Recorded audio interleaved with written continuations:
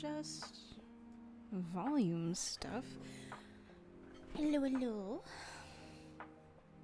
You can still hear the music, right?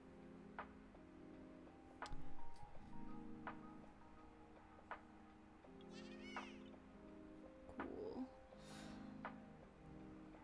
Started reading Witch Had a Tail. Do you like it? Is it good?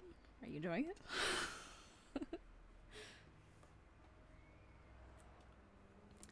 Hey, Ricori. Hey, Gabby. It's a great series. I think Witch Had a Tail for a lot of people is kind of like, it's a little bit slow going, it's a little bit slow paced, but I feel like when it kind of picks up story-wise, it's really nice. I haven't read any of the new chapters, I think from volume 9, but definitely just a really nice series to jump back into. I guess it is a little grim. It's got that nice kind of like dark element to it while also being sort of like a fluffy, almost slice of life kind of a thing. It's cool. I like it. Hey, Chrissy. Excellent. Thank you for the 26 months. And Tojo, thank you for the 31 months. Thank you, thank you. Yes. So, let's see.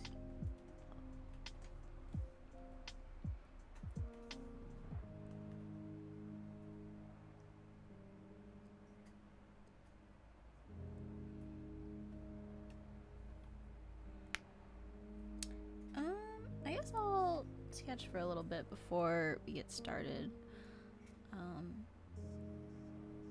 Just chill.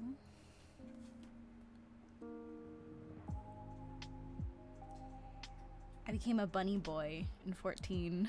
I fanted. I gave in. How was my week? What happened this week? It was good. It was busy. I watched, if you haven't seen it, I watched Exandria Unlimited Calamity, and it is so good. I love Ben Lee Mulligan. He's my favorite DM. And it was just stupendous. I don't know what to say about it. So if you haven't seen it, I recommend watching it. It is Brennan Lee Mulligan's first foray into DMing for Critical Role.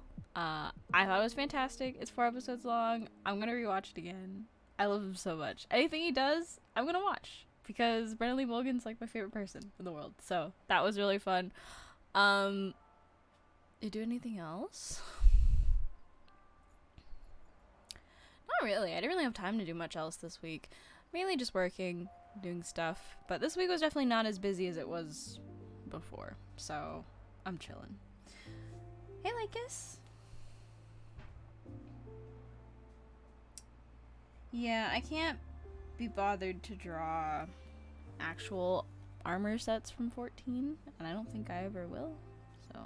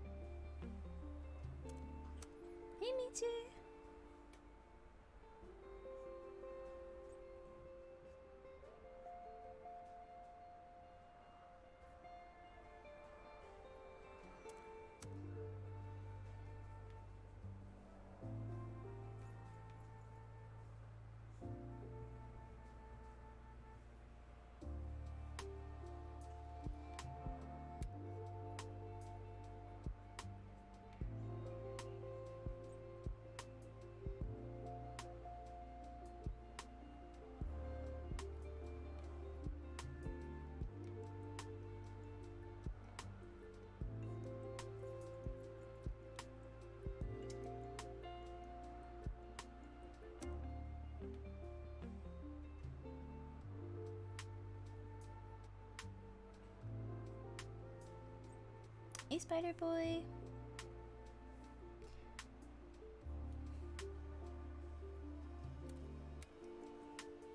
Mimeowendori? Hello.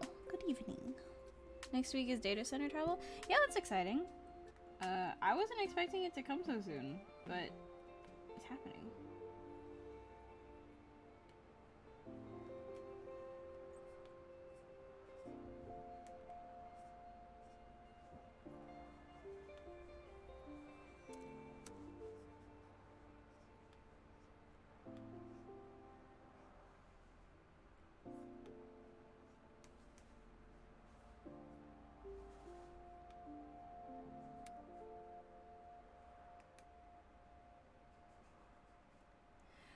I like it you say Fantasia addict, but I feel like I haven't changed my look that much.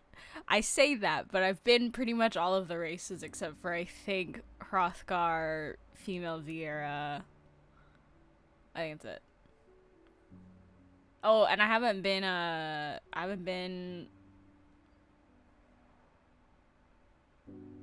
Roganin. And also Lala. So, like, I haven't done all of them, you know? I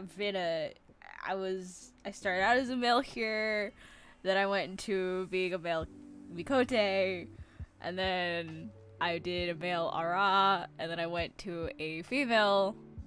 No, I went to male Ara before, and then I went to a male Mikote, and then I became a female Ari, and then now I'm a bunny boy. So, like, you know, I think I'm okay. But yes, I gave in because I really wanted to try a bunny boy. Because they're very pretty. But I liked my Warrior of Light too much. I liked her as an Ari a little too much. But I decided, since it's not like I'm doing a ton of stuff right now, because it's between content stuff, so decided to do the Fanta, and it was fun. I really enjoy his new look.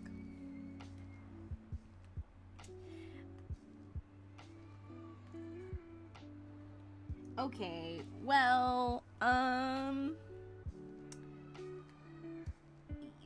have you considered that maybe you're the weird one? My bunny boy? I have one picture of him, I think.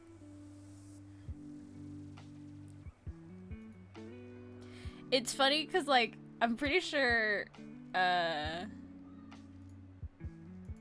like, I have, like, a 40% chance of seeing a bunny boy that looks exactly like me. So here he is. Look at him, he's cute. But, like, pretty much every bunny boy, he uses this hair. And there's, like, a chance that they're just gonna look exactly like me. That's fine. That's fine. Hey, K-Mink. Hey, Asura.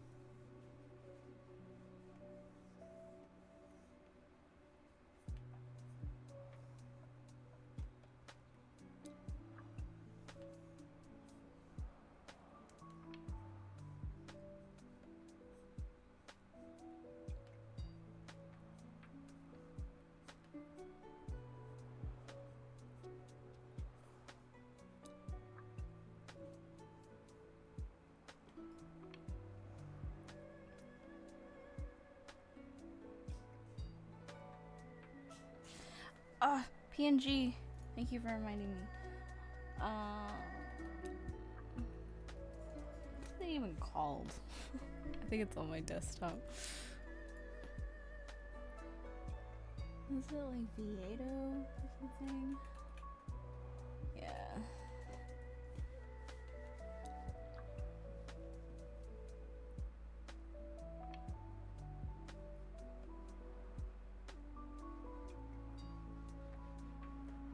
Have I been self-caring?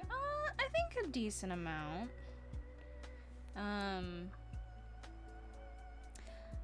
I haven't been as stressed out this week, so does that count as self-care?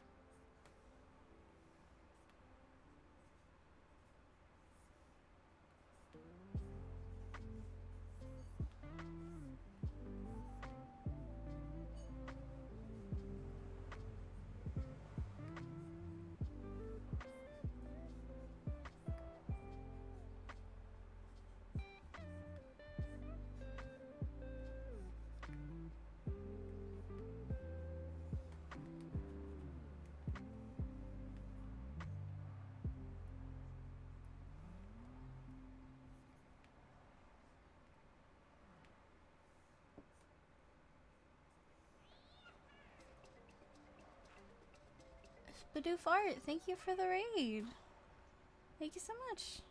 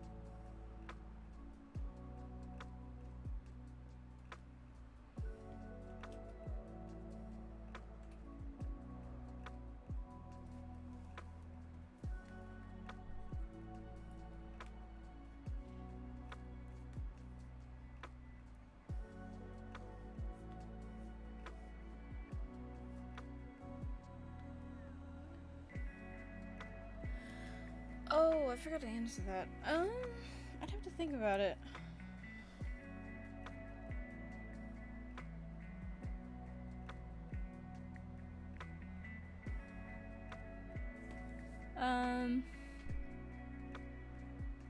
I mean, I guess it depends on the class, right? Yeah, I don't know. I really like the dancer limit break. I probably would do something very similar aesthetically, I think. Honestly, I feel like the only difference between my canonical limit break versus like the in-game one is that I probably would do a lot more like animation. I would probably have the character actually like moving a lot more versus just it being like a big VFX thing. I don't know. I'd have to consider, yeah, like what it would be per class. Cause I don't really know. I assume so. Like each character, each like version of my Warrior of Light, I imagine has a different preferred class. Like my red-haired Catboy is absolutely a Dragoon main. My pink-haired one is definitely a dancer main. I've been learning how to tank with my new bunny boy, so he might end up being like closer to a tank main. I did like Astro is kind of like, I picked up Astrologian when with my pink-haired girl, and so she's kind of like somewhere mainly still a DPS. I don't think I'm ever gonna like fully switch, but Astro's definitely somewhere in there in the mix of like, that'd be cool if that was like the main class I picked with this character, but I don't know. I don't think I'll be a healer main ever when DPS is just so, it's like right there. I'm not, why would I pick the path of most resistance when I could just hit things but hit them harder? Let me switch to this real quick, make sure nothing pops up when I hit new canvas. I'm gonna save this out. Let's see.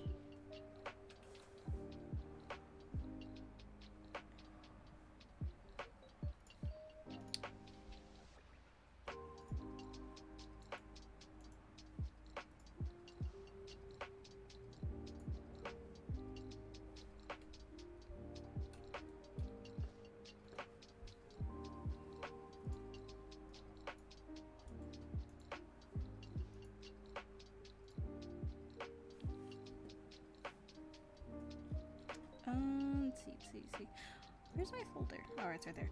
Okay. Where is my window for the SuperKitsai?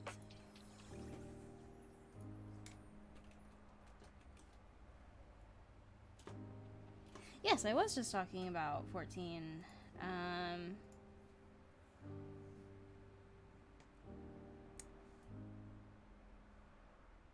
Hey, Pomona. Yes, I was. I mean, that's kind of like the only game I really play right now, because I don't really have like the energy to really dedicate myself to one.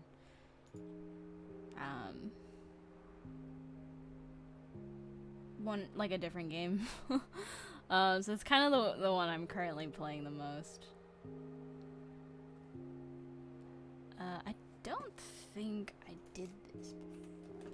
I'm trying to remember where I stopped at, but I think this one is probably the one that I'm starting on. Okay.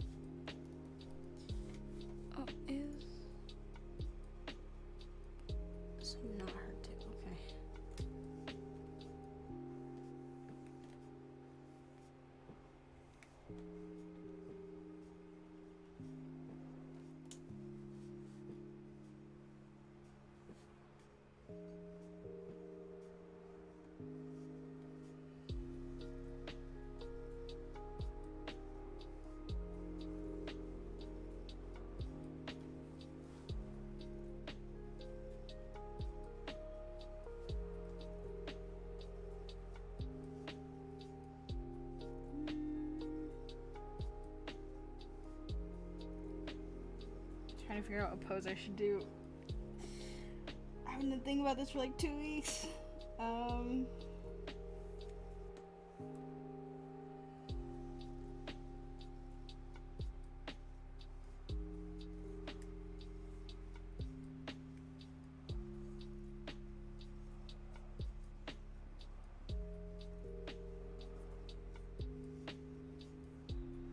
Hey, Kasumi.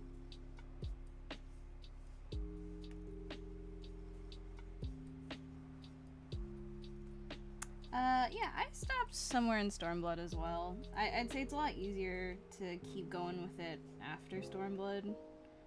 Because it's like, first it's like the whole big, terrible hump of Realm Reborn. You get past that, you start to really enjoy Heavensward, and then Stormblood is pretty slow in comparison. And then after Stormblood, Shadowbringers and Endwalker feel very fast, because it's like, I don't know, it felt like the story was just constantly doing stuff, so I didn't necessarily feel the same drag of like, oh, Stormblood is kind of just like this political drama, and I'm not big on political dramas, so I feel you there. But I think the nice thing about 14 is that you kind of can always just stop and go back. I've taken many a break playing 14. And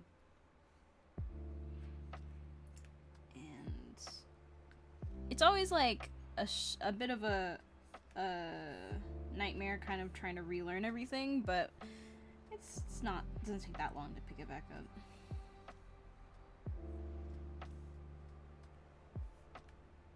Pet Peach!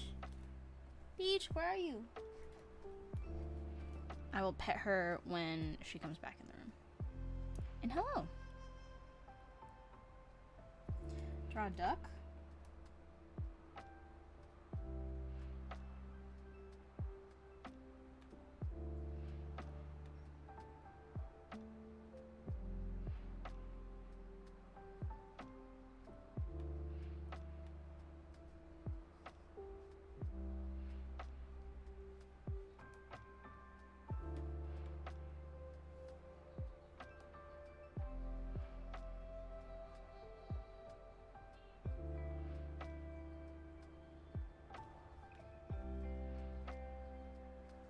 Duck. Is she being angry?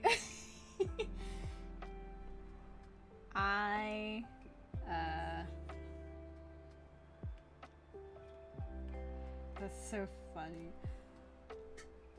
My god. I've been taking some pictures of her recently. She's gotten so fat, guys. It's not good. I need to find the one picture I was like, oh no, Peach, this is not good.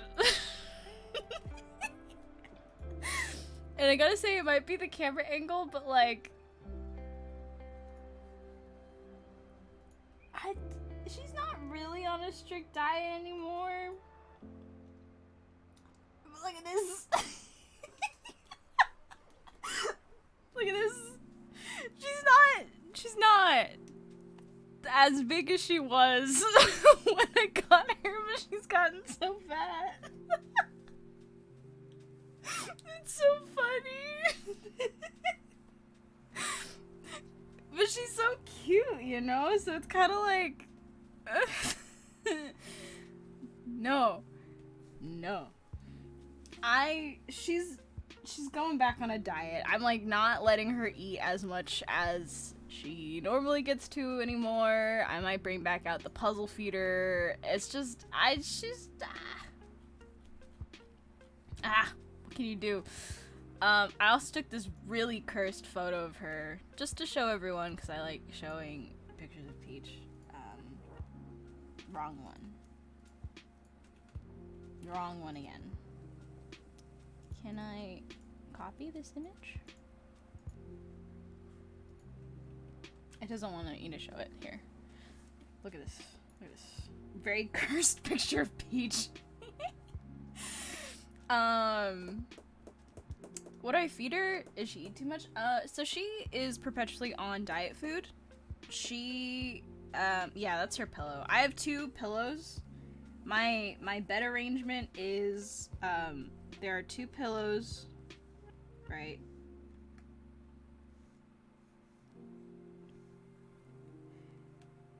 And then there's 1 pillow horizontal. And this is like my headboard. This is Peach's spot, and this is Peach's spot. I'm asleep on this side. And if Gary ever comes back, I have to sleep in the middle. Because at no point am I allowed to take up either of this L is for Peach. If I get a new blanket, Peach gets it first. Yeah, Peach is like 20% of the bed. But yeah, she eats diet food, which doesn't really mean anything for cats beyond that it's very like calorically specific. So each kibble is very precise in how many calories it has. So when you are putting your pets on diet food, how much you give them, you can kind of guess how many calories they're eating. That's what makes diet food. So she's on diet food perpetually, which is whatever. She can still overeat on it. I just have to measure out the portions. But for a while after she got to like 11 pounds, I was sort of more lenient about the portion sizes she got. So I kind of gave her like a normal bowl of food. Because before, I'd measure out maybe like half a cup of food and then do that maybe like twice. Or once a day, because she was at like 17 pounds when I got her, and we really needed to cut how much food she was eating. Now I give her like a normal cat-sized bowl of food, and I thought that was fine. Turns out no, she's been eating something. More food has been getting into her stomach and through her system, and she has become more rotund. So, there's something happening, I need to stop it. Yeah, so that's been the development. Peach is fine. She's getting fat, though, and I am worried.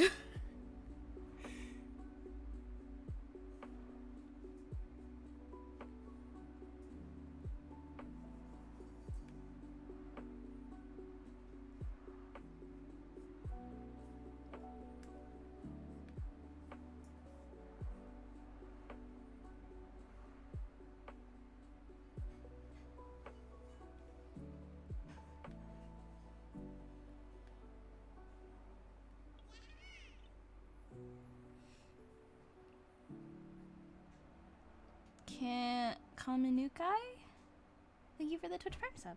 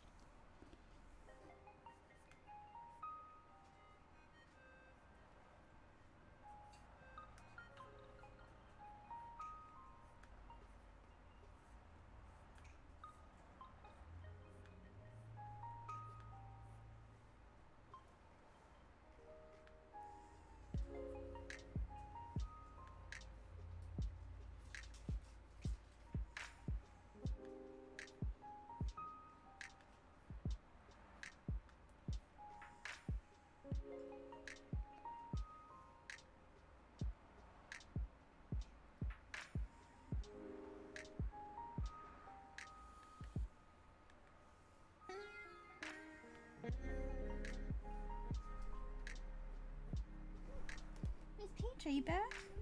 Can I give you your pet now?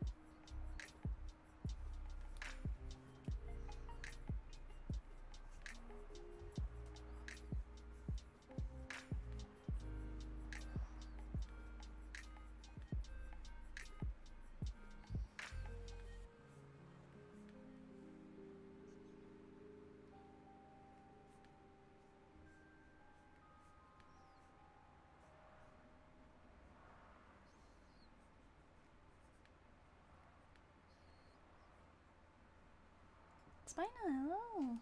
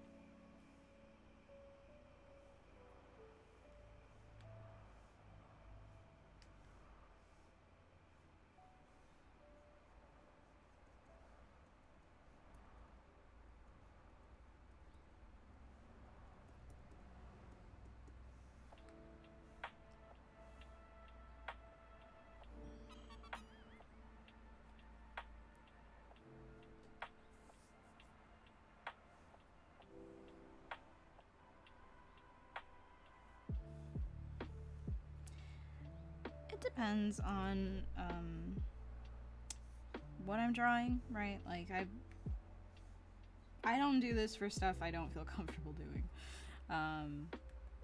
Characters are things that I've been drawing pretty much my entire career. So after 20 years, there are a couple things that I've gotten used to doing. And like once you kind of have the tools to figure out like the basics of something, you don't necessarily need a guide to know how to draw it, right? Um,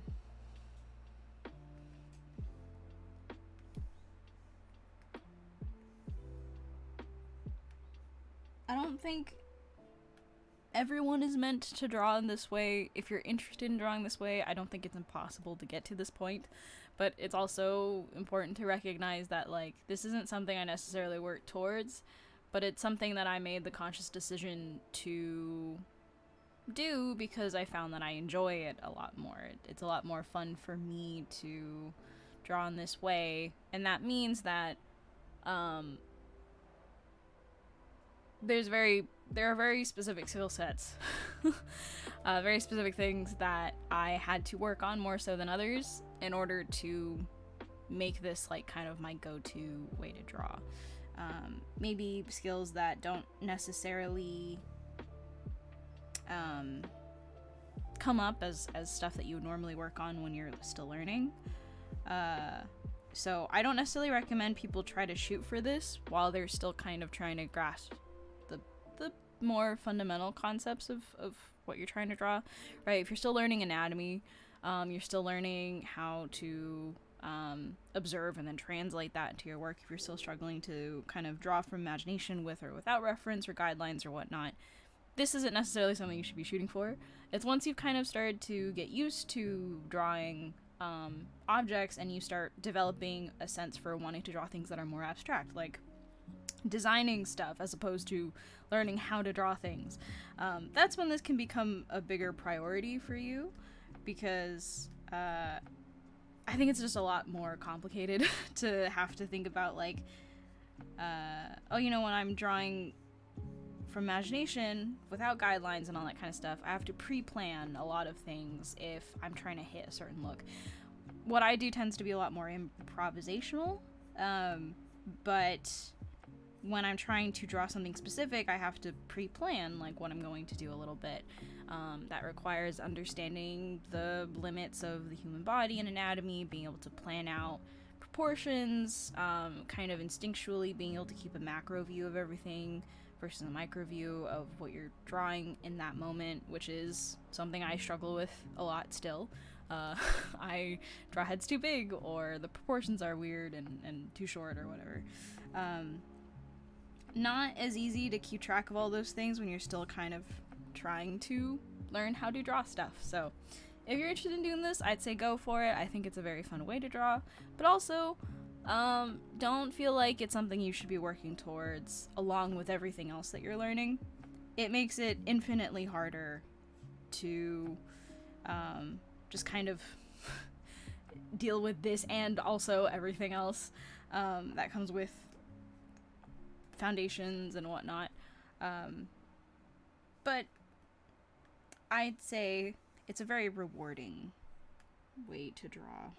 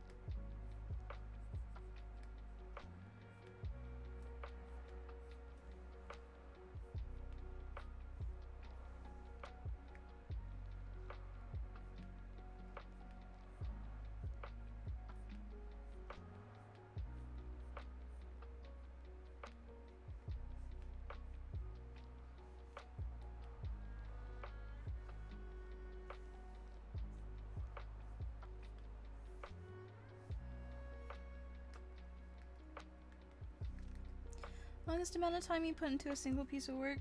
Probably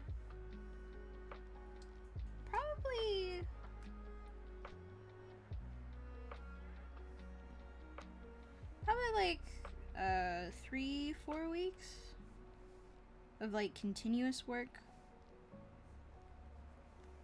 Usually for my old Splash stuff.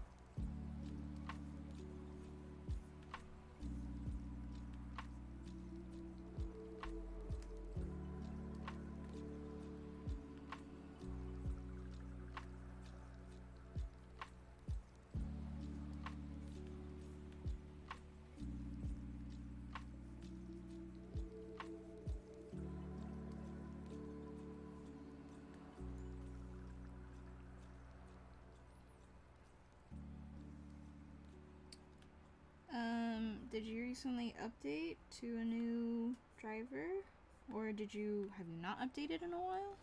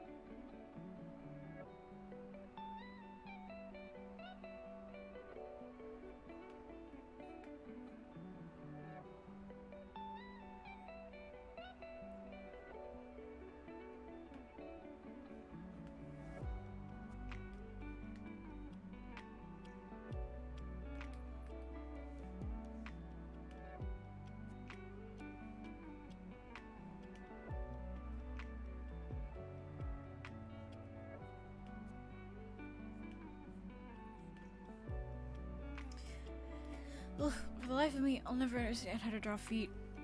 Ugh. Do I have a favorite video game in terms of art?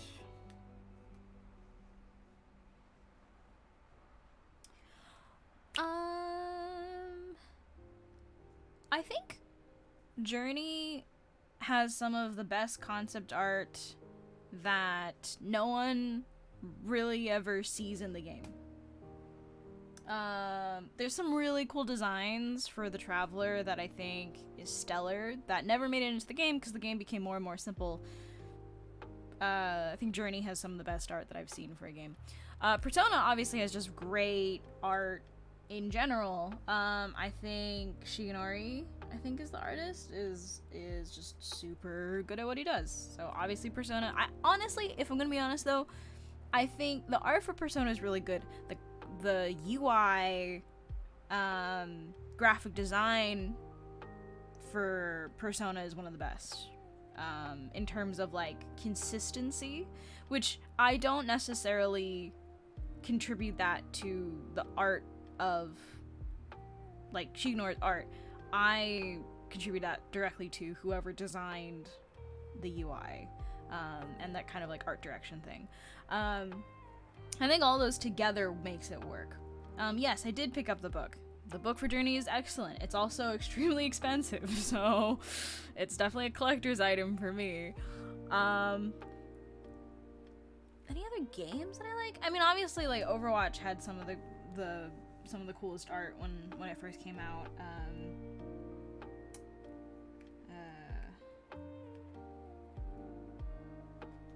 What's his name?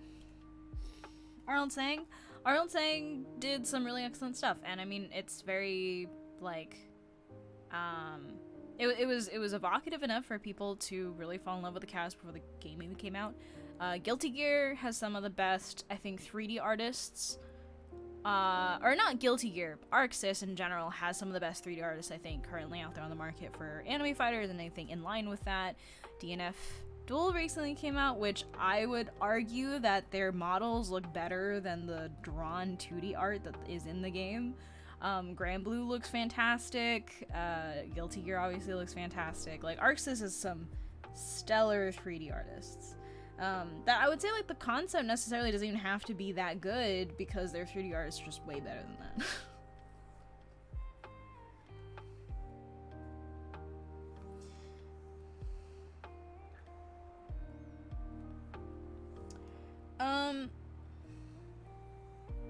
I'm not a realistic renderer, so I don't know how much I can help you, but, brush economy with painting. What could I say about that? I mean, yeah, efficiency does matter, because obviously efficiency means that you don't take as much time on an assignment. But brush economy kind of comes with experience. Like, it's one of those things you can't necessarily rush because you don't know what are the best places to put those strokes, you know? The person I look at when it comes to brush economy, just as a concept, not necessarily as an example, or not necessarily as an inspiration, is J.C. Leindecker's later works, because, this guy does like thousands and thousands of sketches, just so that he gets like the strokes right, you know? Like,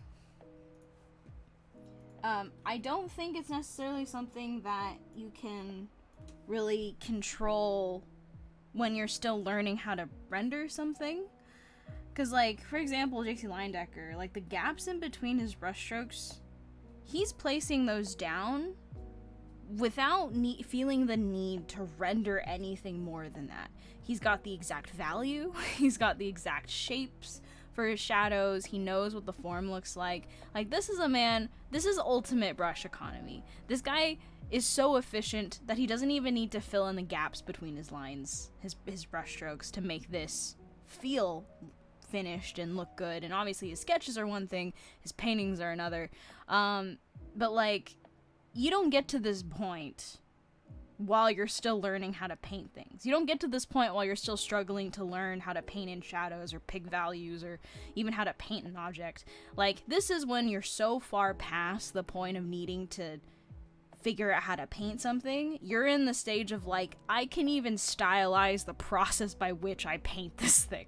You know, like, this is what brush economy is trying to do. If you are still struggling with rendering something realistically, still struggling to get your values down, like, this isn't something you necessarily need to worry about. You need to get to yourself to a point where you're not worried about your execution. You're not worried about if if the end result's gonna look good. You know it's gonna look fine. It's gonna get the job done. Only then can you really start to worry about, like, what are the ways that I can eliminate the fat in the process? Where are the points in which I can take out the excess time spent over-rendering something when, you know, I could look at this and say, like, this only needs 1 or 2 more values here or there, maybe an extra, like, paint right here, and then it's done. Brush line economy is basically the idea of less is more, right? It's piggybacking off of the idea of less is more, because what you're doing is essentially trying to determine what is the sort of most efficient, least amount, quote unquote, of time and effort that you can invest in something with the amount of lines that you make, the amount of strokes that you put down when you paint, in order to communicate something in a much more comprehensive way. It's deciding that you only need 1 line to describe an arm instead of 17. It's deciding that a painting like this only needs, like, what, 1, 2, 3, 4, 5, 6 strokes to determine the edge of this plane on his pants, that he doesn't need to fill in the gaps, right? Like, that kind of a thing. Is knowing where to place your shadows in a way that is, you know, knowing how many colors and values need to be in that in order for it to feel real and three-dimensional. Brush line economy is something that people talk about as sort of kind of an end game for artists. Because it's one of those things that you can only really do once you've gotten past the how do you draw this thing, or how do you paint this thing, how do you make it look real or three-dimensional or have depth or and like form in this fictional 2D version of 3D space, right?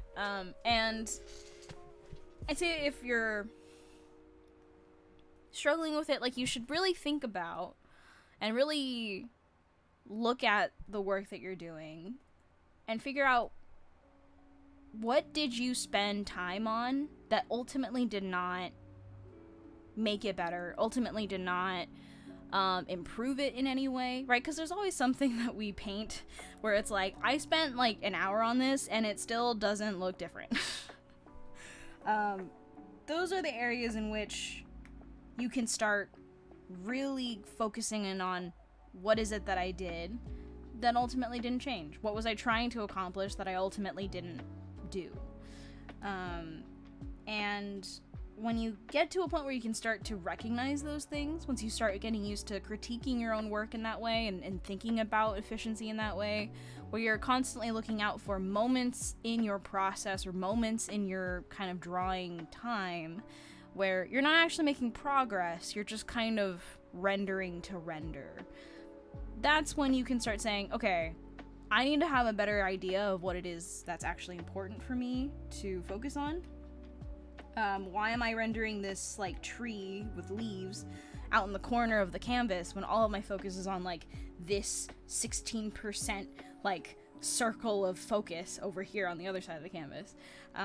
It's deciding that, like, hey, maybe I don't need to have, like, 15 colors in this area. Maybe I don't need to have, like, all of these different tones and values in the shadows, because I'm focusing more on what you can see when it's in the light, right? There's the idea of high key versus low key paintings, where, and a lot of people have different versions of what this means, but sometimes all of the details, all of, like, the stuff you're supposed to focus on is in the shadows. Sometimes, and like, the lights are blown out, it's like overexposed. Sometimes all of the cool and important stuff is in the light. Everything in the shadow, totally blacked out, pretty much unable to see, very chiaroscuro kind of a thing.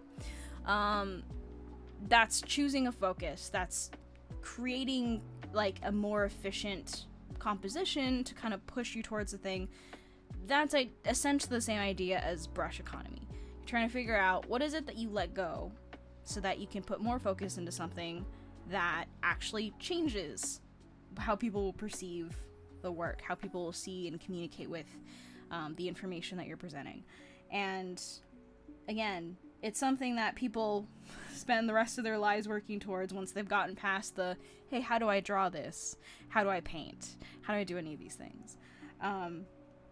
So if you're struggling with brush economy, right, and you're trying to do something realistic,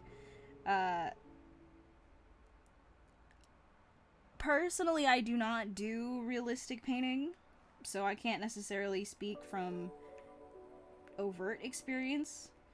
But when it comes to painting, I've always found that it's not really all that complicated. Like, in terms of, you don't need a ton of values, a ton of, like, colors or anything within any part of your painting for it to feel, like, finished. You know, I think there's this inclination when you start painting that, oh, I need to, like, put in, like, the right amount of darks and lights everywhere, and so, like, everything has the same amount of contrast. You, like, really focus in on painting each edge and stitch or whatever, and you put in a lot of different colors and tones because it feels like, oh, if I'm going to render something, I should render it to the best of my ability. You end up with a painting that's super, like, confusing and detailed. It's got all these, like, different colors in it, and it's just so confusing. When you look at actual master painters, they can leave, like, a whole area of their painting completely, like, the same tone and value with very subtle shifts away, darker, lighter, or whatever, and it feels so much more realistic than you trying to put in a ton of different details within it. It's like that kind of circle of, like, you relearn how to pull back and how to, like, not put in as much work to achieve much greater, much more efficient results. So generally, I found that painting is not really ultimately, masterful painting is not really ultimately complicated in terms of what they put on canvas. What really matters, though, is understanding where to put your tones in the way that is the most helpful, the most efficient, right? It's knowing what values to use to bring out that, like, strong lighting. It's figuring out what colors best work in this lighting, so you don't have to keep shifting your tones around. It's figuring out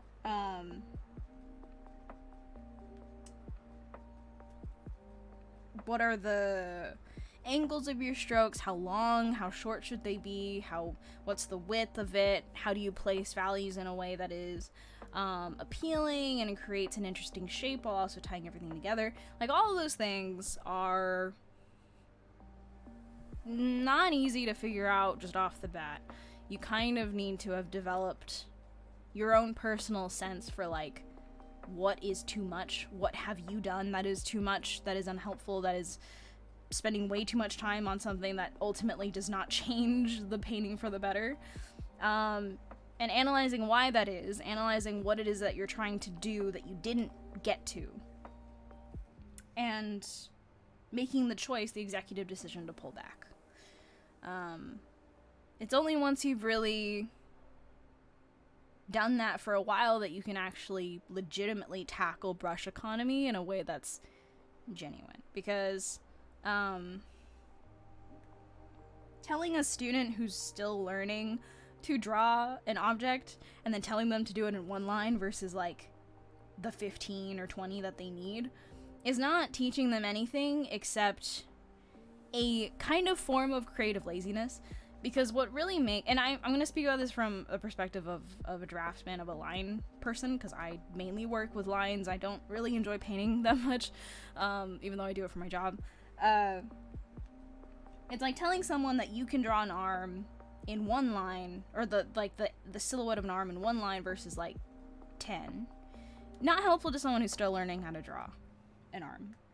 Because there's no way that they're going to get to a point where they're describing all of the muscles, all of the plane shifts, all of the, like, nuances of human anatomy in that one line, the same way that someone who does know that intimately, who does understand anatomy in a way that is complete and whole and comprehensive, is going to is going to draw that line. They're going to imbue it with so much more nuance, so much more understanding and knowledge that even if on the outside, on the surface, it doesn't look like they went through that much more trouble to draw the line, you'll see the difference between the two because the person who's still learning has absolutely no idea what nuance to imbue that with. And so someone telling you really early on in your development to think about stuff like brush and line economy is putting the cart before the horse, because that's stuff that you learn once you've realized how much excess fat you've kind of like, you know, put on this process and it's become so bloated. It's why I stopped doing sketches, because I realized it was a part of my process that I was bloating because I felt like I should have done it. Everyone teaches you, start with basic shapes, basic circles, and then build that out to like cylinders and three-dimensional shapes, and then like draw the silhouette on top of that and draw the muscles and then draw the line art on top of that. I didn't need to do that after a while because I started to understand the nuance of things and started to be able to imbue my lines with that nuance. I didn't need the guidelines anymore. Someone telling you to do that way before you're ready, absolutely not helpful. So if you are like someone who's kind of trying to do all this stuff and you're struggling with it, consider the fact that maybe you're just not ready to try and make that a priority. It can still be something you're thinking about, right? I think it's good to think about how can I become more efficient at this thing. But you will gradually realize the importance of that kind of economy once you've developed so much or enough of a knowledge about it that you're like, this feels redundant. This feels like I don't need to do this. This feels like something that if I didn't do it, nothing would change. And you recognize that because you're used to kind of thinking in that more complete sense, in that in more complete terms. And you don't need the guide. You don't need the excessive hours spent rendering that belt buckle or that hair, because you recognize what a waste of time it is. So don't feel too pressured about being efficient because you've got the rest of your life to become more efficient at this thing. If you're still learning, like, excess is kind of the play of the game, right? You kind of need to be excessively preparing and sketching and doing all of this preparatory work so that you can get to a point where you're like, I don't really need this anymore. And you throw the guidelines out. You throw the excess hours of painting that thing out because you're like, not really helpful. No one's really going to look at that versus this other thing that I want to focus on. I don't need to add all of these lights, reflective lights, shadows, colors within those things because it doesn't actually help. Doesn't make the painting better. It just confuses you when you have all of these different tones and shades and stuff. So that's my, I don't know, somewhere in there is a helpful thing.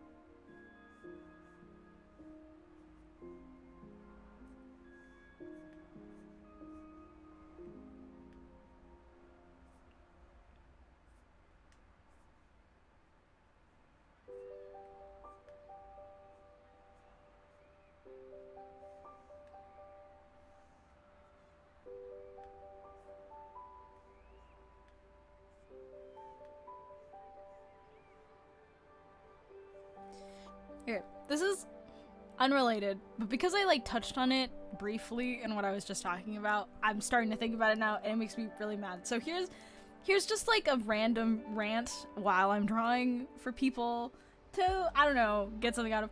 I don't really care. How do I want to phrase this?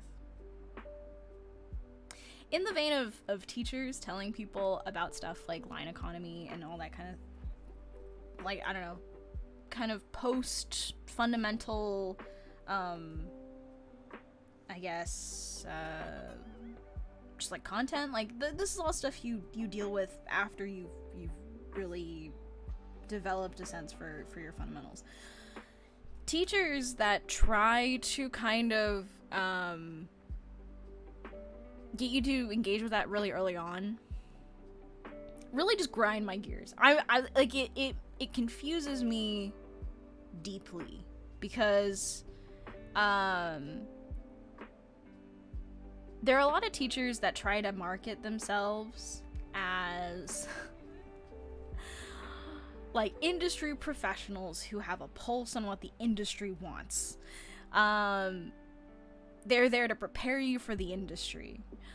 And what they end up telling you are all the things that the industry wants to see from you. This is what like the games industry wants to see. This is what they want in their new like developers or whatever. I talk about all these things where I'm like, why are you bringing this up? Like, why are you in like kind of pushing this to your students as opposed to helping them be like the best version of their own artist? Like the idea that you're grooming these people to become industry ready, not necessarily art school, just like any art instruction in general, any like third party unaccredited art course as well. It's like you got all these industry professionals who are like, the industry wants to see someone who knows how to like you know, render like this or do their concepts with like this in mind, or like shape first ideology. And it's like, I understand that when you want to try to foster a student who like wants to go into the industry, you want to give them like your idea of what people are looking for right now. But the truth of the matter is, none of us know where the industry is going. None of us really have like a pulse on any of that, because at any given point in time, companies are doing their own shit. Companies are building their own projects. They have a bunch of stuff in incubation that none of us know about, ideally. And it's like, why are you basing the future of students on specific niches within the industry, right? There's always a niche for people that like want to do photo bashing and realistic stuff. There's a niche for people that want to do more stylized work, much more indie stuff. There's like a niche towards, you know, going into that kind of front line of technology. There's a niche for people that kind of still stick to doing like 2D animated stuff, or even like certain types of really like vintage retro technology and all that kind of stuff. And it's like, there's so many different ways to be a professional within any industry that it's crazy to me that teachers focus on like molding their students into this like weird idealized version of their take on the industry, when it's like, and this is not necessarily me like trivializing the effort that teachers go through in order to be teachers. I understand that teaching people is not necessarily easy, but it's like, not everyone needs to learn the same skill sets. Not everyone needs to learn like shadow grouping and like edge control and like super hyper realistic like photo bashing and whatnot. Like, there's so many different ways to be a professional that it feels disingenuous for people to be like, this is how you get into the industry. anyone can get in to the industry with whatever style. Is it going to be difficult for some people to find work in a very specific niche of the industry? Sure. But, like, we're global, right? We have, like, this kind of online space. Yes, there are certain companies that kind of dominate certain areas, but it's like, style-wise, like, we're past the era where everyone does the same shit. We're past the era of, like, Naughty Dog and Last of Us and Uncharted, like, everyone doing realistic stuff, and all of the concept artists, like, classes are all about photo bashing, and all about, like, hey, here's how you make, like, realistic concepts, and you got this little guy in, like, a big environment with a bunch of trees and ruins and stuff. Or, like, oh, everyone's making spaceships, and so, like, now you have to learn how to, like, do, you know, realistic renders of something. It feels disingenuous for people to represent an industry like that and be like, this is what you need to learn in order to, like, get in. It's like, I don't know. It's just... They always say that, and they always say it to the wrong people. They always say it to the people that kind of just, they kind of sometimes know what they want to do, right? There are certain students who don't, and that's fine. You can help them. But it's like, there are certain students that, like, know what kind of work they want to make. And instead of, like, supporting that, they'll just tell them, the industry doesn't want that. You should probably change. It's like, what? I'm sorry. The one thing that you can't instill in someone is a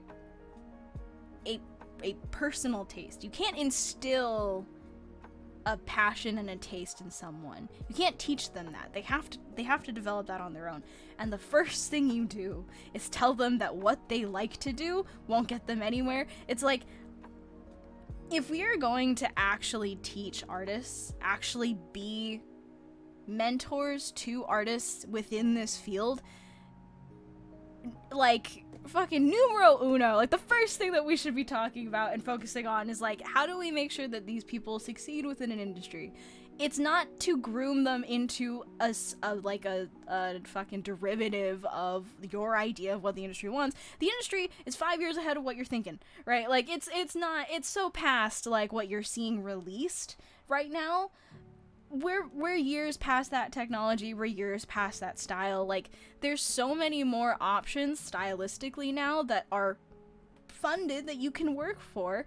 So there's no reason for everyone to get stuck in this box of, like, hey, you need to look like this, you need to do this, you need to be this artist in order to succeed. It's just so, like, I don't know, it's so just, it just assumes so much about, like, what this industry needs.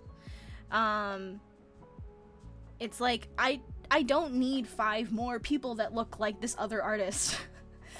Companies don't need artists that learn from the same teacher, do the same things, worry about the same stuff, come from the same experiences, have the same artists that they follow, the same 5 people that they follow on Instagram or Twitter. It's like, they don't need that. They've never needed that. We're so far past that. So, like, why do we keep telling students, like, here are, I don't know, here are the artists you should be looking at. These are this is what it means to be a good concept artist. This is what it means to be, like, if you're someone who actually cares about your work, you're following these people. You're doing this stuff.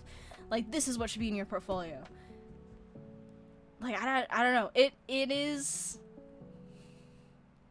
just, like, confuses me why someone would do that to a student. 'Cause it's like, shouldn't we want to, like, foster what already is there in someone? You know, like, shouldn't we want to encourage someone to keep that thread of what got them excited about working? It's like, that's not stuff that you can force someone to have. Like, it's just, I don't know. It makes me really sad, because I've had a couple of instances lately where it's like, I'll meet someone who is just so terribly convinced that in order to be a concept artist, they have to grind, do all these things that make them look like the same 5 people that are currently popular among concept art students, and it's like, I wish someone told you that you didn't have to change. You just had to improve, but you didn't have to change to fit in, right? Like, industry is so much bigger than that.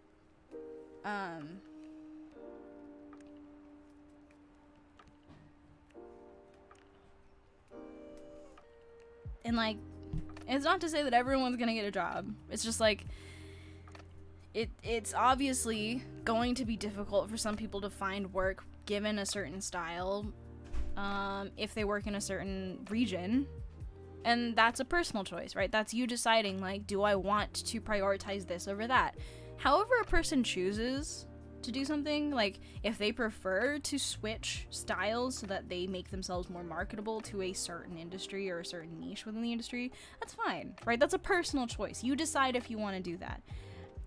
No shade, right? But, like, teachers shouldn't be making that choice for you as a student.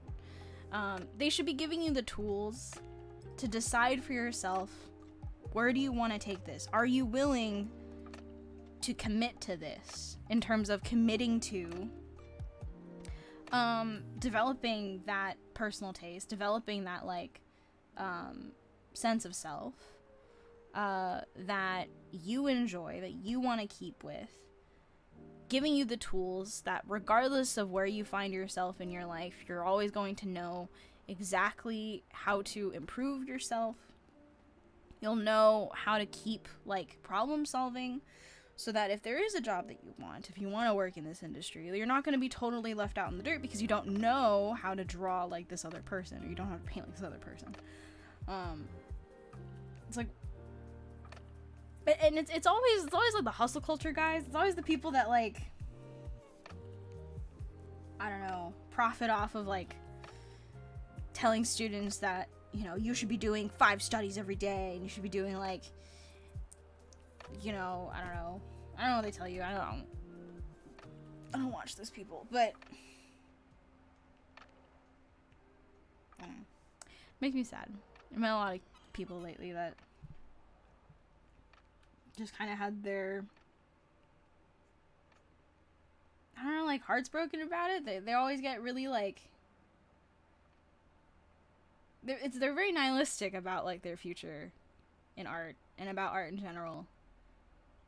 And they're usually the ones that, like, struggle the most with this idea of, like, you know, what do I want to do versus what is gonna get me that place in that position. And they end up doing the work and they're like, oh, it's just a job. Like, it's always been. It's always just been a job where you get assignments that you don't like doing. You disagree with decisions that the company makes and it gets made anyway. You are creatively blocked at all points. Because there's no funding. Technically, it's not within the budget, or marketing wise, it's not friendly to your audience. Like, that's just what every job in the industry is like, pretty much. There's never a point where you're just like, I'm so creatively free, I can do anything. It's like, sorry, we're the intersection between business, art, and technology.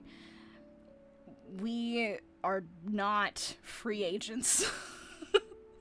We do not get full creative control. So it's like, if you're gonna be making art and you actually want to, like, give a shit about your work, you know, like,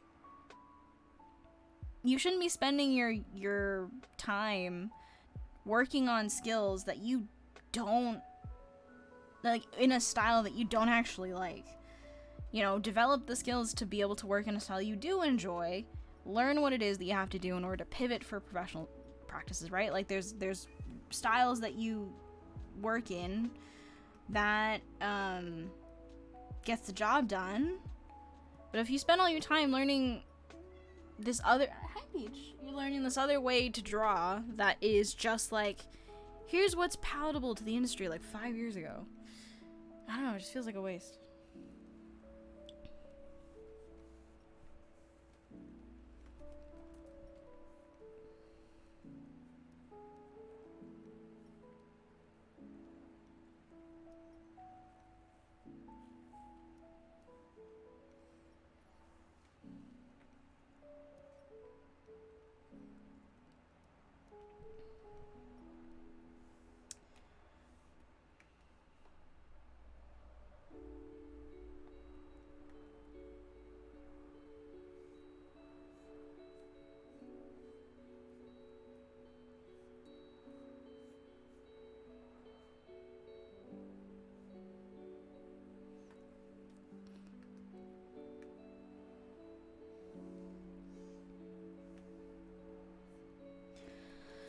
Wouldn't you say that studios that want to turn out a lot of art in the same art style relatively quickly would want artists to draw the same?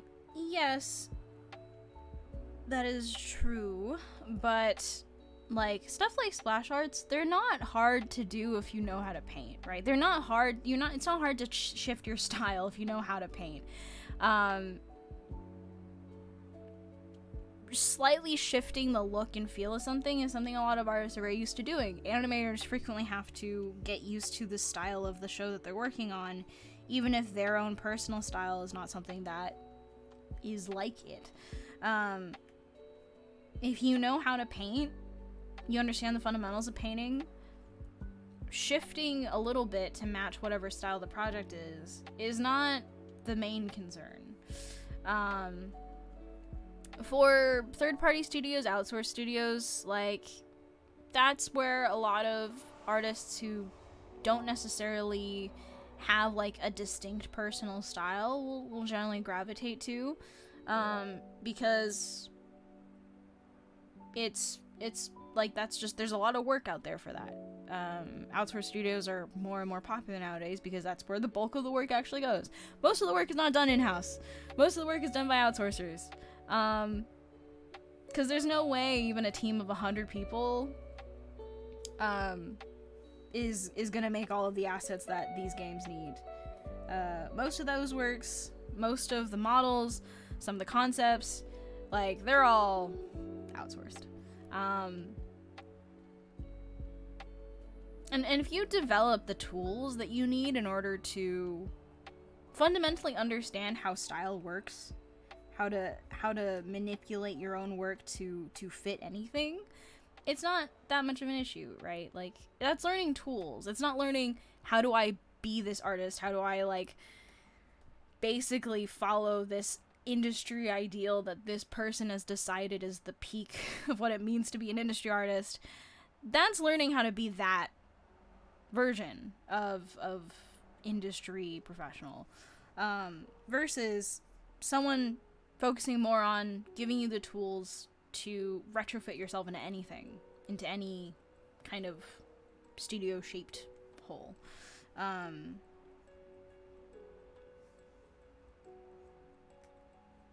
I think there should be a bigger focus on that versus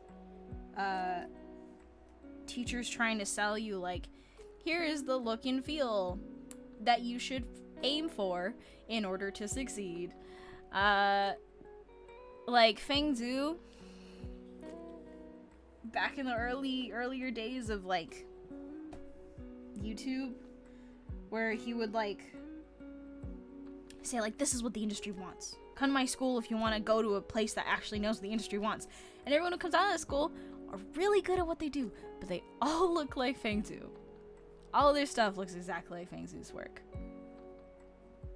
If they wanted to just take the jobs that Feng Zhu would have normally gotten, that's fine. But if you're a decent environment designer, it's not difficult to shift into that kind of, like, space that his work operates in and then shift out of it. You can go more stylized, you can go more realistic. That is the skill of a professional, is being able to shift into things, being able to flex into whatever, like, is required of you in that instance. Being able to only do one style because that's what you were taught is the preferred way to do things is so much more limiting than being given the tools to take that and operate in whatever style you want to work in.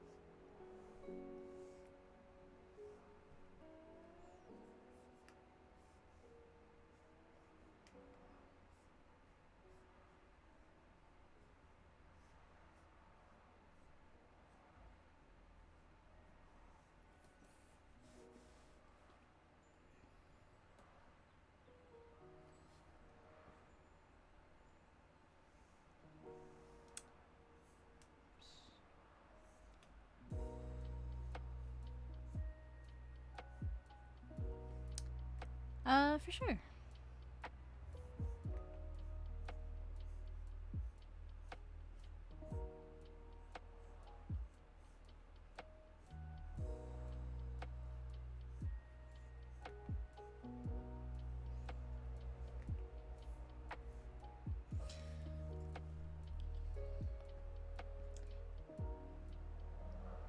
It's interesting that people talk about the games industry as breaking in.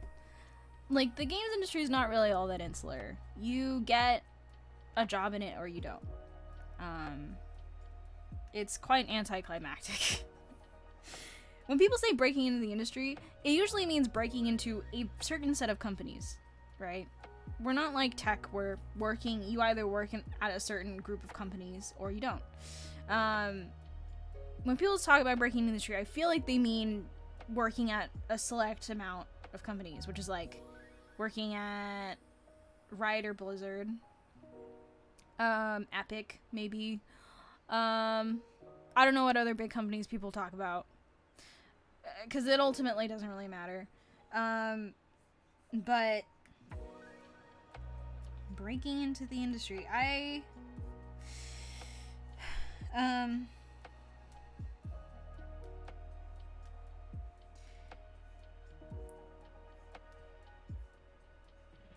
don't know. It's hard to really even like answer the question, because I feel like the core of it is just like, how do I get a job at a company, which has to do with a multitude of things, right? The quality of portfolio. Do you look like someone that still needs help? Do you look like someone that still needs to be taught how to do the job? Or can they trust you to do it yourself? Because I'll be honest, I've worked a couple jobs at this point. At no point have I been learning from someone. Very few companies have time for people to learn. There's not really like there's not really like a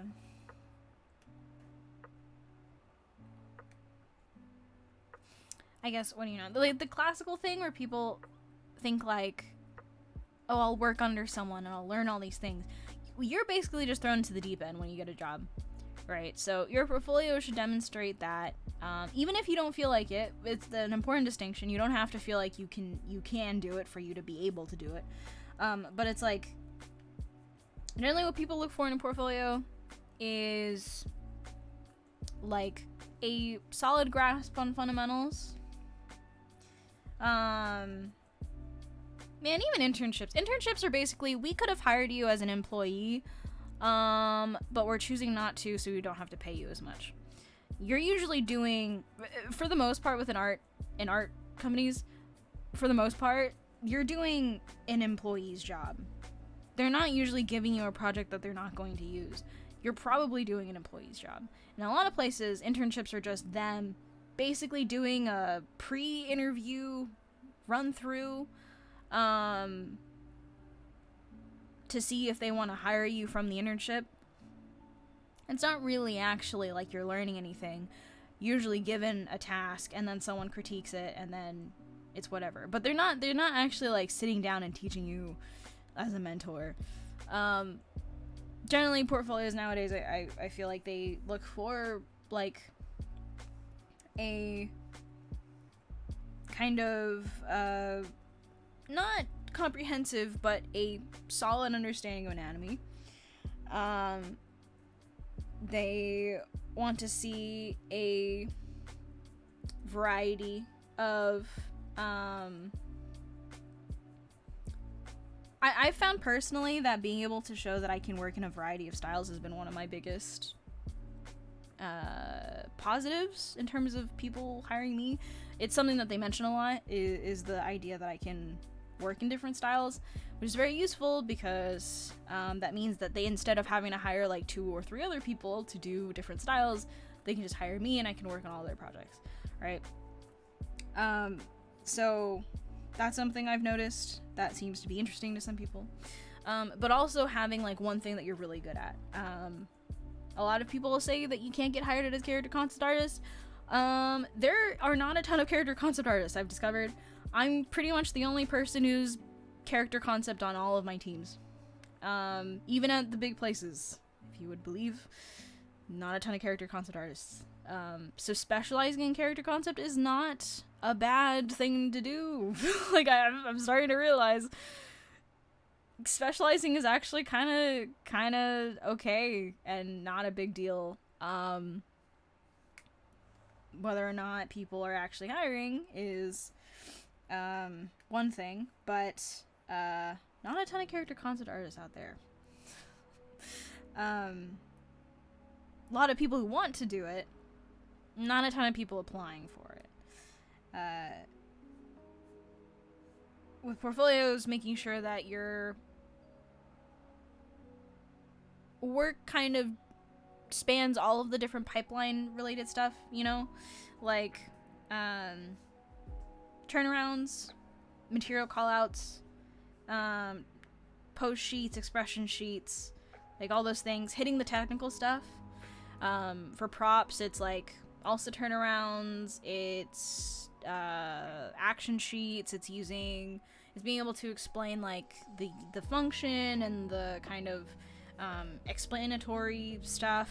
For environments, being able to do dioramas, each individual like building or whatnot, like you show them that you know how to do modularity pieces and whatnot. Technical stuff, always very good to put in a portfolio. They also really want to see that. Showing sketches, also not a bad idea.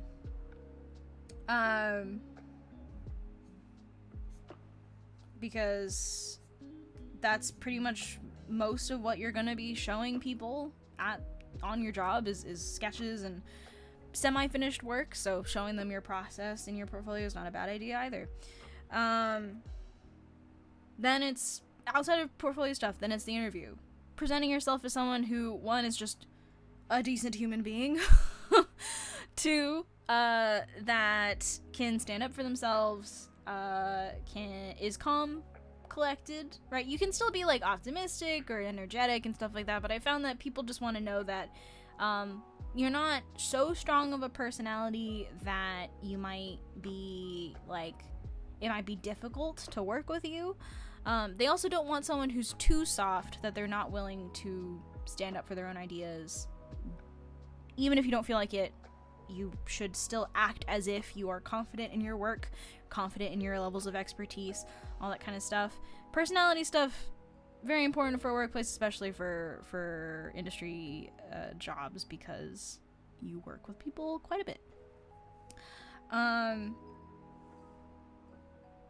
And if you're still struggling once you've done all that, it's hard to say why you didn't get the job. It doesn't always mean that your art is bad or not good enough, right? When you get rejected from a job, it doesn't necessarily mean that your stuff is not up to par. It's the only thing you can't control, really, because the other stuff is like, did they get kind of a weird vibe from the interview? Maybe you were too nervous, maybe you kind of rambled too much, maybe you didn't give them the specific answers that they wanted, right? Was it kind of the presentation? Was it just they ran out of spots to hire people? They ran out of funding? They got a hiring freeze? Like, there's a ton of stuff, there's a ton of reasons why you don't get hired at a place. The only thing you can't control is your art. So that's kind of the one thing that I tell people to focus on if they get rejected, is like, well, can't do anything about why they decided not to go with you. You're just gonna have to keep working on your stuff, improving it for the next time, switching pieces out as you improve. You don't need a ton of pieces in your portfolio to have a good portfolio. You honestly only really need one or two pieces that are pretty stellar in terms of, like, they might be full paintings, they might be just like really nice renders, or like solid finished concepts, and then like 1, 3, 5 pages of like, here's the rest of the pipeline, here's the other part of like designing a character and all that kind of stuff. You don't need a ton of pieces that show off like all these different skills. You kind of just only need a couple really good ones. And I'm pretty sure I've gotten hired based on like the same 3 pieces from my like website or whatever, or my social media. And honestly, at this point, people just look at your website. They just look at your social media or website. They don't even look at like a PDF portfolio that much anymore. So that's kind of why I always tell people that like having a social media is quite helpful nowadays. But yeah, breaking into the industry is essentially just getting a job. You're not breaking into anything. It's not really that insular, as people feel like it is. It's a small world, but people aren't necessarily gatekeeping new people coming in, right? It's not like you have to like smash the wall through and be like, I'm finally in. It's like, it doesn't really work that way. Ultimately, it's just a job. But yeah.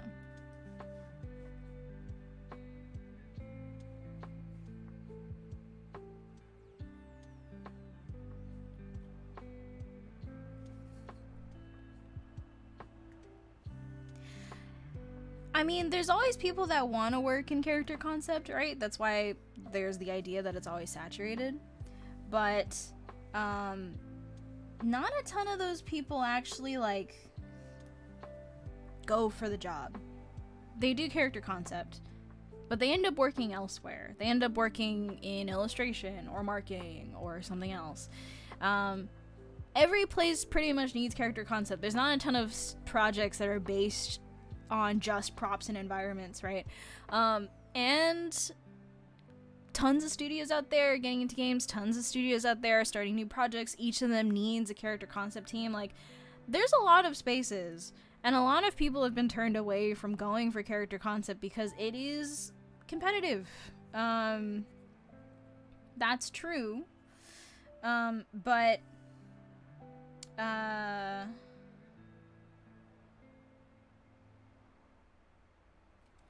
you know, it's, as it turns out, it's not really like as oversaturated as some people think it is. At the very least, from my experience, I'm often the only concept artist on the team that does characters. Sometimes the only concept artist, period. So if you want to go into character concept, I promise you it's not as oversaturated as other people say it is. Doesn't necessarily mean you'll get the job 100% of the time. Doesn't necessarily mean it's easy to get the job. I'm just saying the jobs are there. They exist. So you should shoot for it if you want to.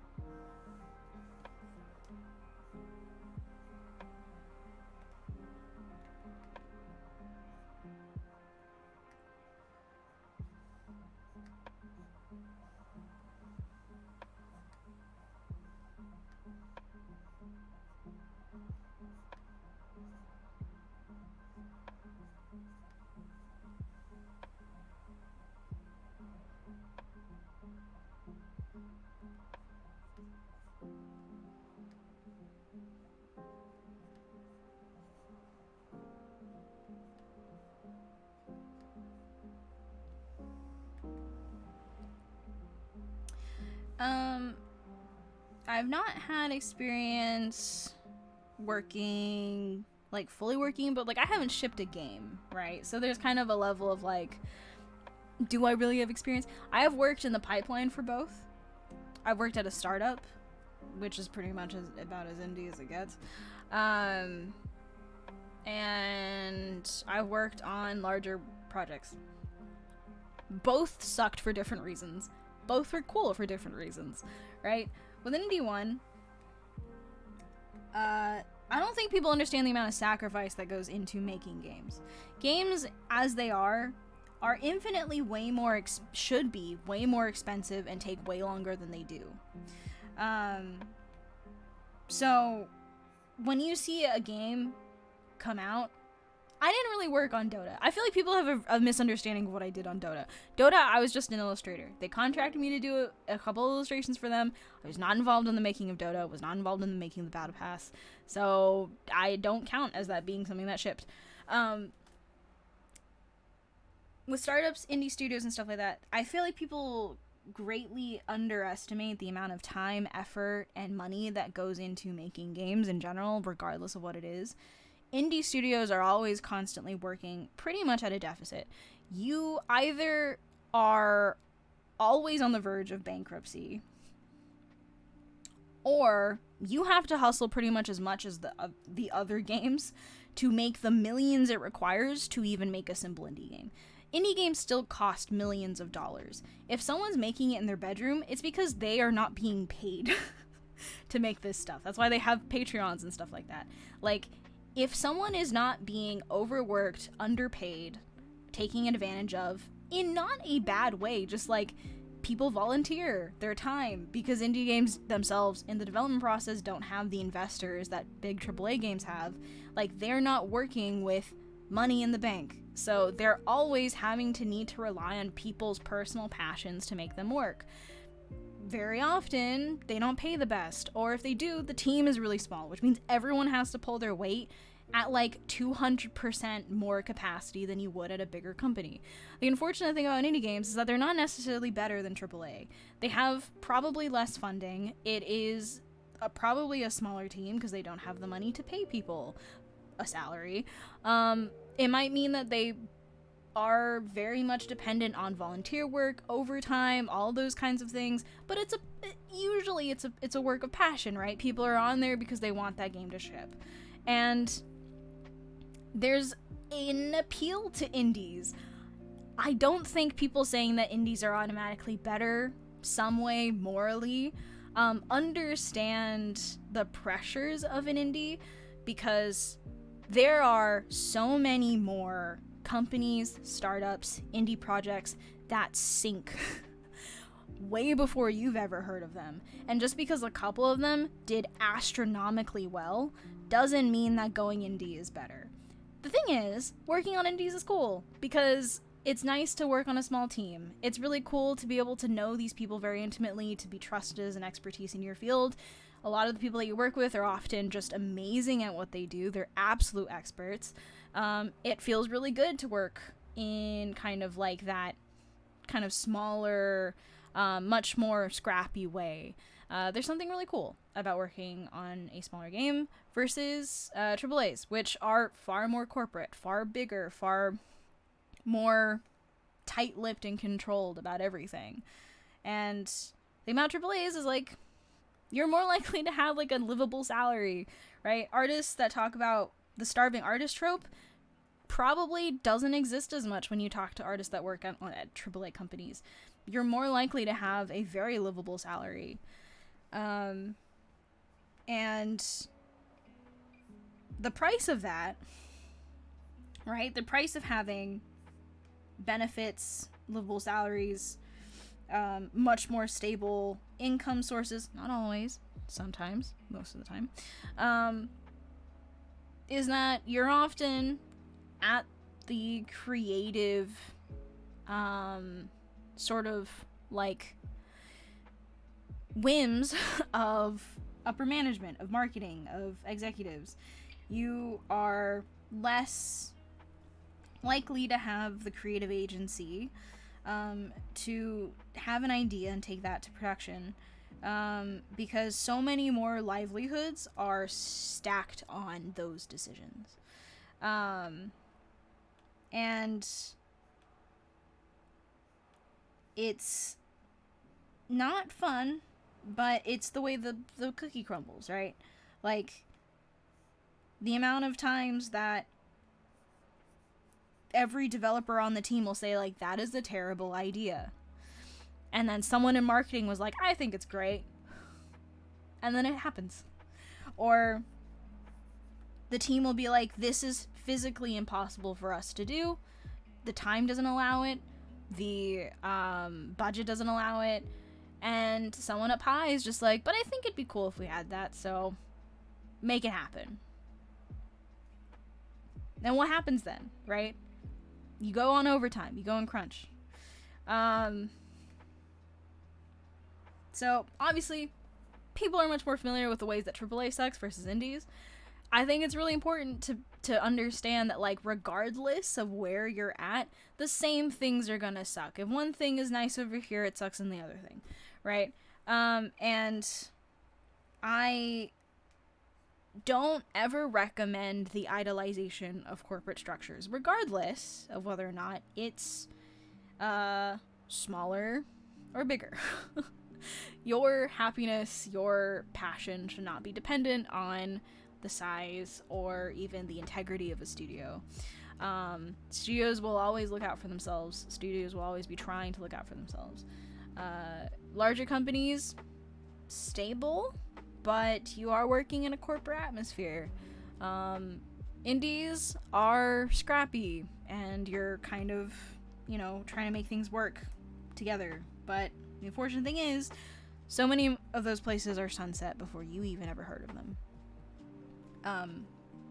And like the 5 that make it every season are 5 out of thousands that failed to stay up.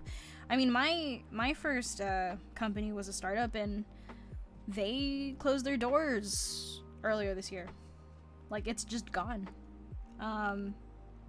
And we were a company that had millions in funding. Right? But they're not making games anymore. Properties belong to someone else.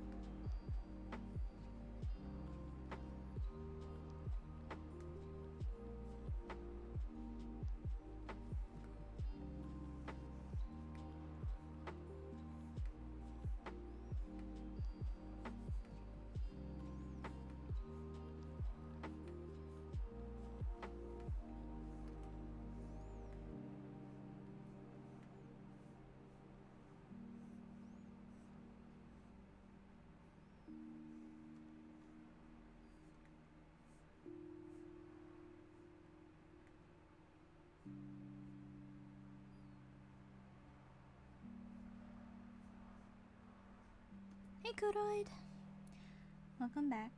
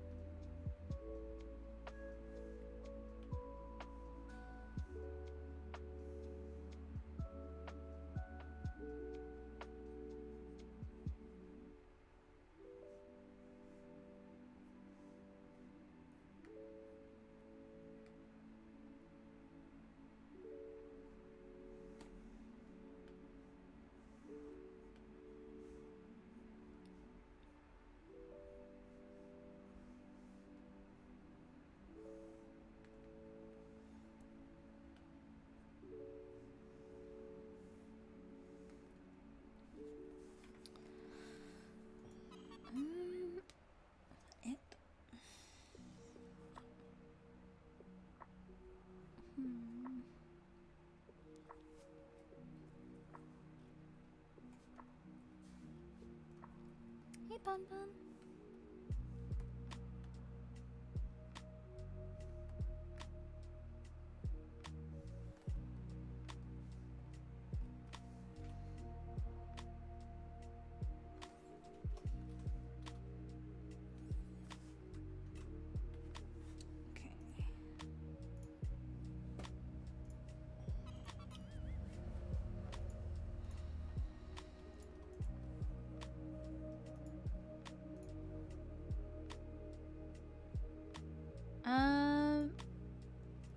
It's just because we had a lot of charity commissions when I ran the charity thing, so typically I tend to do personal art on the streams, but we're just working through the backlog to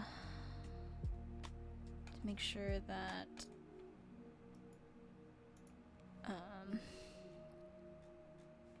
everyone gets their stuff done.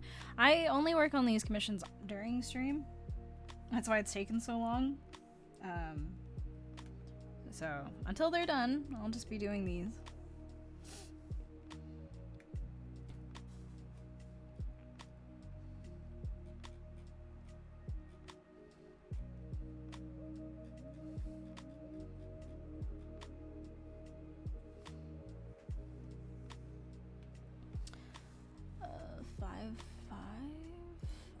This character, I have no idea.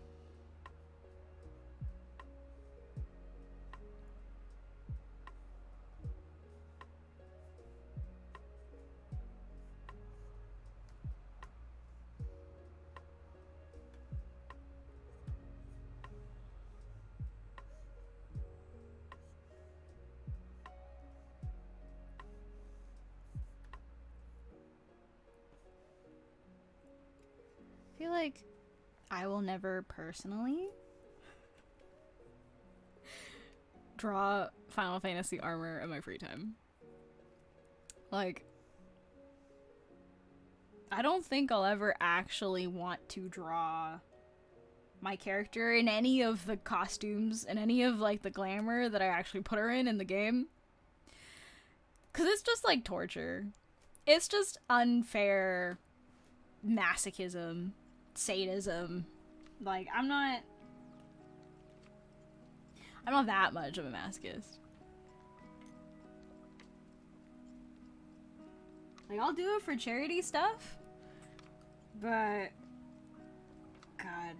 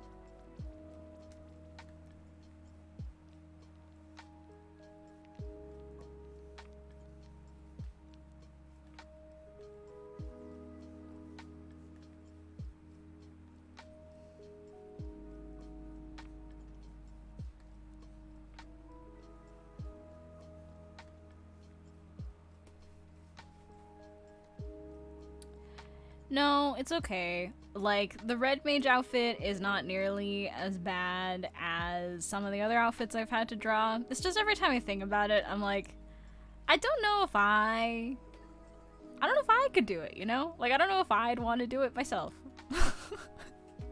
If I have the chance to not, I won't, you know?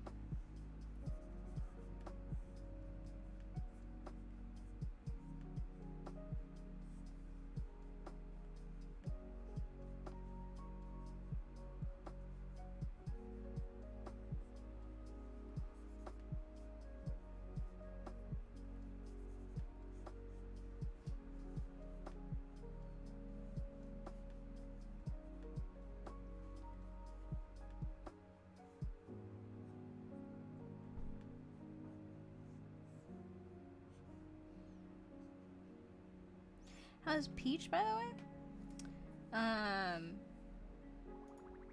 Fat. She's fat. Oh, Peach! You have a pet that I didn't give you.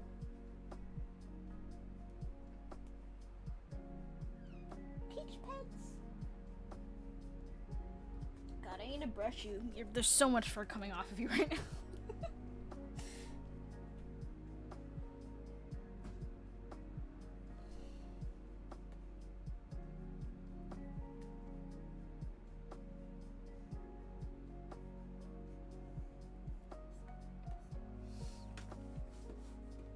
Pet Peach? Oh, Pet Peach again.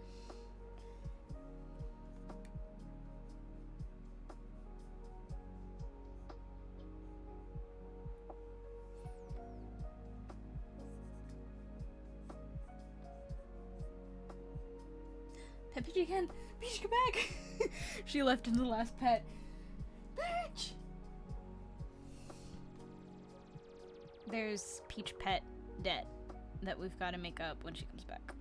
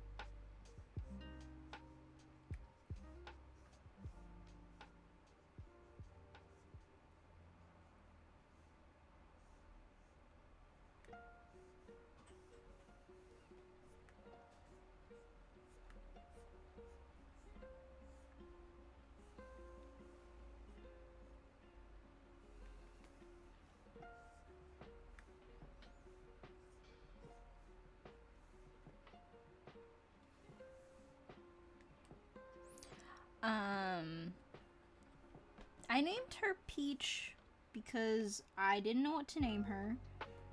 And, I kept saying something along the lines of, like,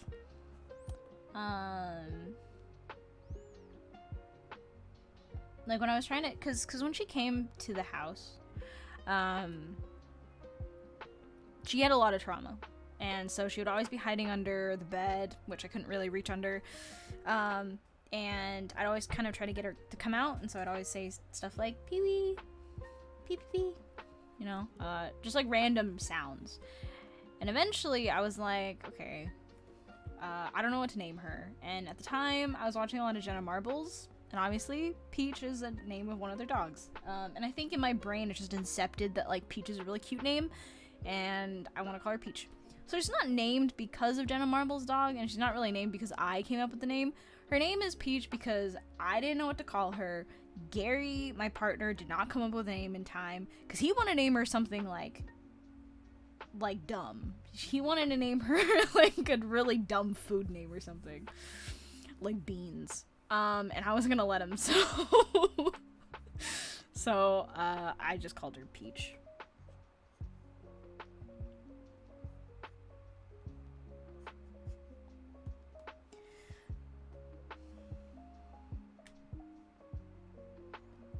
I do call her Miss Peach a lot, but it is not because of Princess Peach the character. Do I watch any YouTube artists like Mark Bernard or Ethan Becker? No, I don't.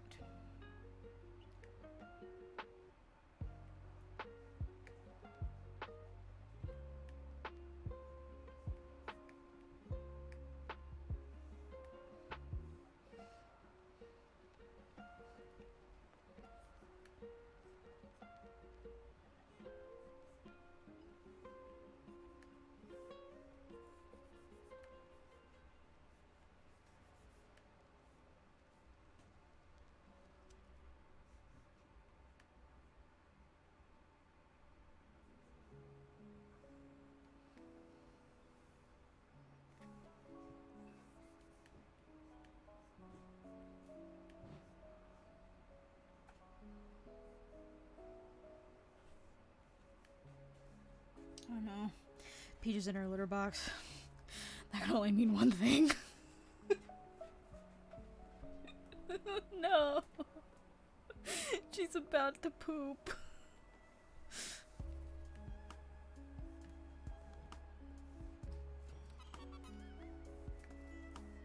Oh wait, that's not even my cat, Lily! Lily, let Peach come in.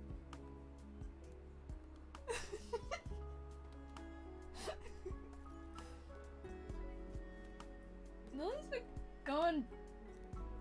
Lily's been pooping in Peach's litter box lately. Like every day. I don't know. I don't know if she just does it now.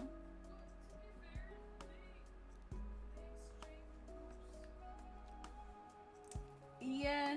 I think maybe they're just comfortable. I think maybe they just think both of the litter boxes are for them, so they just share it now?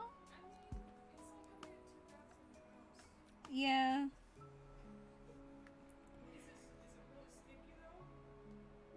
I mean, you know nothing can beat Peach smell. So Lily's like a saint in comparison. Lily is my roommate's cat. There are two cats in the house. But I always know if Peach is the one taking a poop, because if after the deed is done, I am almost knocked out by the smell of it, that is definitely Peach. The other cat has normal everything. It's just a normal cat. Peach, a nuclear factory. Do I have any book recommendations for learning? I don't really use books that are instructional for art. I tend to just collect art books, so I don't really have any helpful suggestions with that.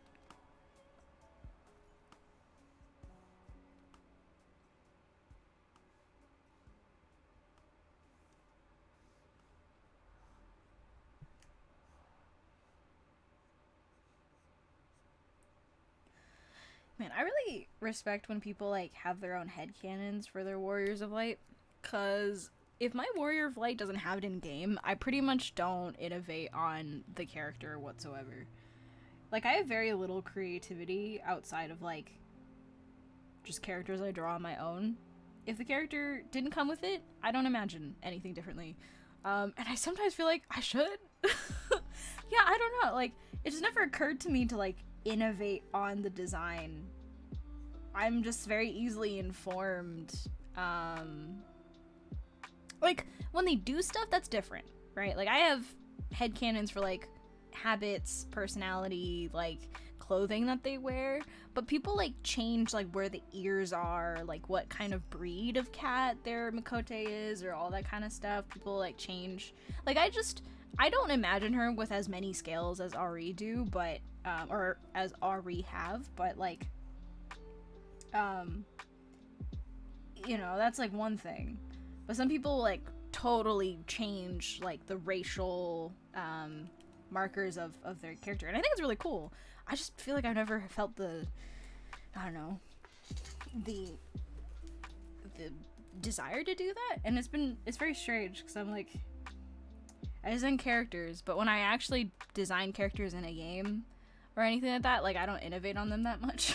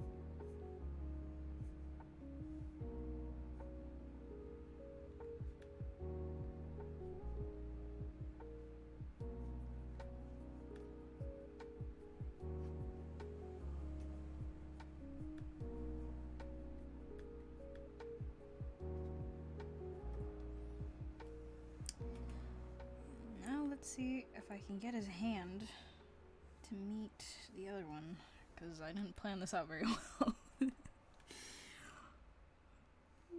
Everything is happening on the fly.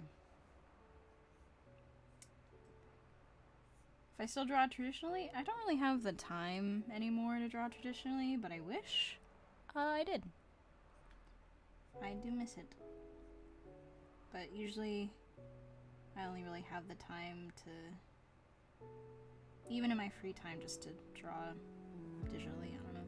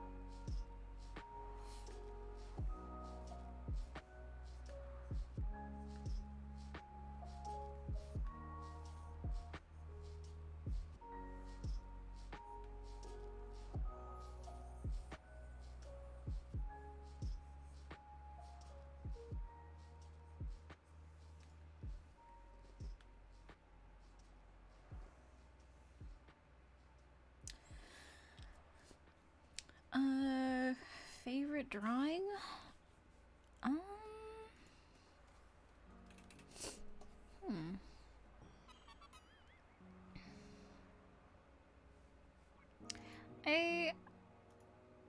I think the Warbound piece I did a while ago. This one. I think this one still means a lot to me. Because I remember it was one of the first pieces I did after like a really big crunch period at work. And I hadn't done a personal piece in a really long time. And I remember when I was making this that it just felt like very right, felt very personal. Personally exciting, I guess, because it was like the first time I really got to just kind of like do something without anyone looking. I didn't have to turn it in, I didn't have to do anything with it. And it felt fun. it kind of just went well. Obviously nowadays I think there's a lot of stuff I would change about it, right? The armor, metal, painting aspect of it is not very good, but I don't necessarily care that it didn't turn out better, I guess, because how it turned out was fun to make. So I'd say of all the pieces that I did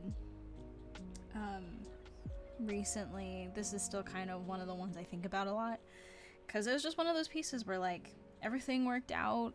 It felt simple. It felt very much like, oh, I'm actually doing something I want to do. And I hadn't felt that in a very long time. So I think that is definitely my pick.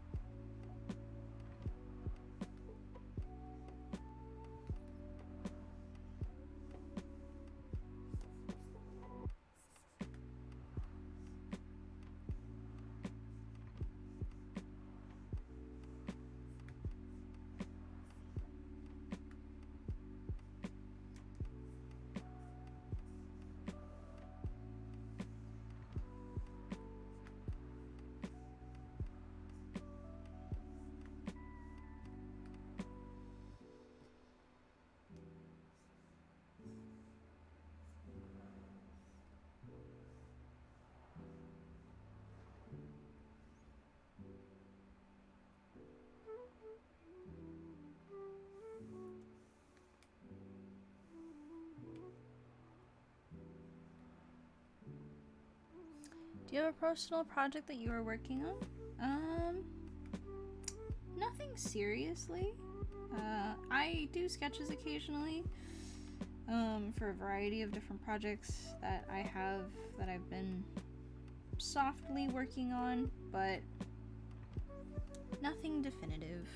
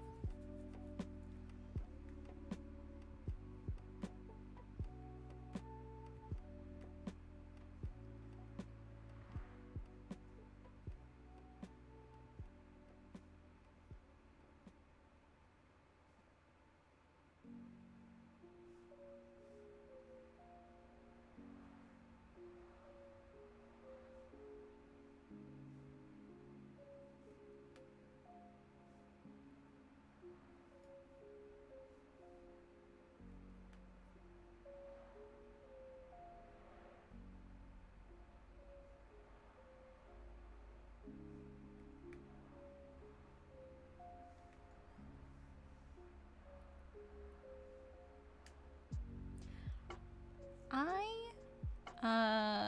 do like dogs. I mean, they're very cute.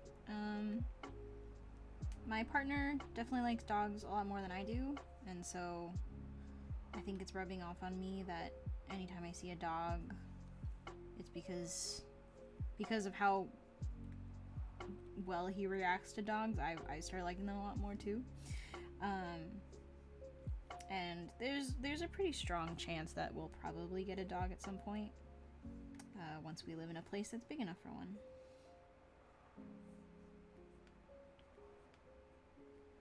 But I will always be a cat person more than anything else.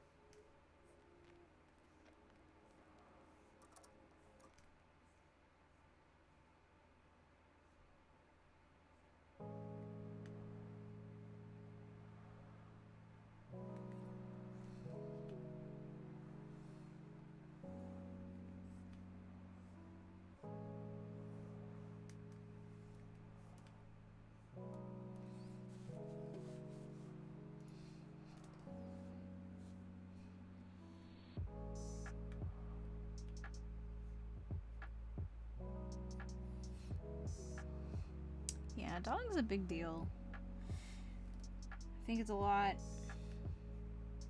less demanding to get a cat than it is a dog, because cats are, they can be pretty like chill. They mostly prefer to sleep, and you know, you do have to play with them, but they are relatively a lot more self-sufficient. While dogs, I feel like, just require a lot more personal attention and care, and so I wouldn't really want to get a dog until I know for a fact that like the place that we have could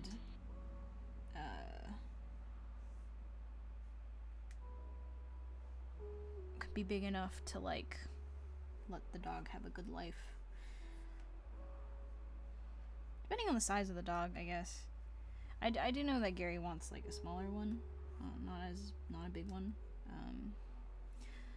But I'm letting him figure out when he wants to do that, because Peach isn't going anywhere, so it has to be a dog that Peach will like, and gotta be in a place that's good.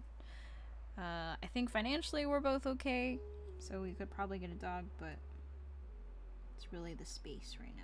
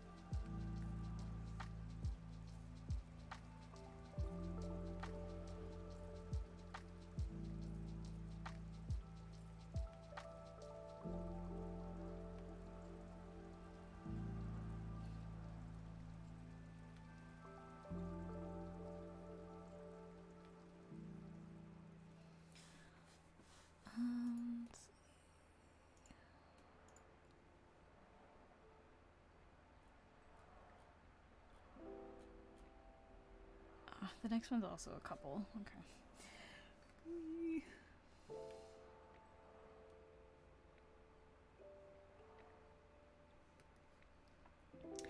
I do like doing couple stuff. I don't, like, on my own, I don't really do a lot of sketches where two people are, like, interacting. And I really need to do more of those, so it's always nice when people are interested in getting two characters together. But I'd be lying if I said it wasn't always very nerve-wracking. Because I don't know what I'm doing.